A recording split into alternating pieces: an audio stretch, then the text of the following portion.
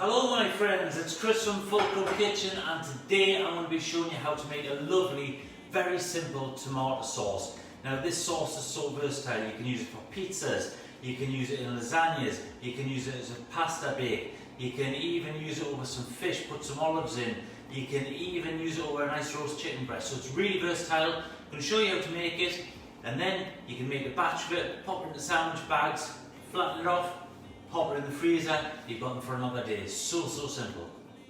So when you've got your ingredients ready to go, it's so straightforward. You want a pan on, so a nice heavy base saucepan, a low to medium heat. We're going to add in the oil, we're going to add in the garlic, we're also going to add in some basil stalks. Now a lot of people just take the leaves off, and what they do with the leaves is to garnish the dishes, make them look really pretty.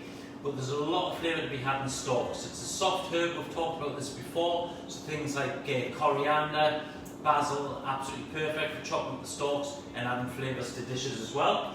And then we're going to add in our tomatoes, a bit of seasoning, and we're just going to let that simmer. So it'll start to reduce, thicken up a bit. You can leave it as it is, a nice rustic sort of chunky sauce if you like, but we're going to blitz it down with a stick blender, get it nice and smooth, and then that'll get put in sandwich bags, packed up, put in the freezer. Pour your oil into the pan,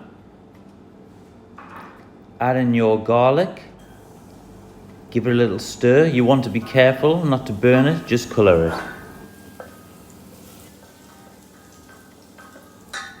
Pop the pan back on the heat and let it sizzle away gently. Add in your basil stalks.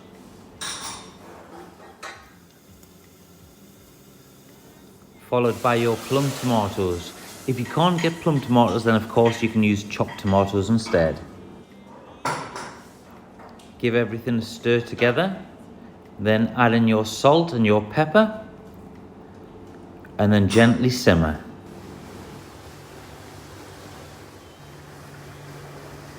So this has been simmering for about 20 minutes now, and it'll start to thicken up, it'll start to reduce, so we get a nice thick sauce. Now you could just serve it nice and rustic, absolutely fine, nothing wrong with that at all. But in actual fact, what I want to do is I want to blend mine down and get a nice smooth sauce. Once you blitz it down, then you can obviously just put that in the bags to get that frozen, or cook the dishes that you're going to make there and then with it. Now I'm going to finish off by just adding some fresh basil leaves. I've already put the stalks in, but at this stage as well, if you wanted to, you could add in some dried herbs, so things like oregano, dried basil, etc. Just be careful when it comes to dried herbs though, because they tend to be a bit more stronger in flavour. So try and keep it quite neutral, because at this stage we don't know what we're actually going to be using the sauce for. So that's ready just to take off now, blitz down, and get into a nice smooth sauce. Use a handheld stick blender to blend it into a nice smooth sauce, or of course you can use a liquidizer, but please be careful at this stage. So there is your lovely tomato sauce. Now with this you can do all sorts. So like I say, you could use it as pizza toppings, you could roast off some chicken breasts, some olives, some capers. You can add that into the sauce, add that over the roast chicken breast.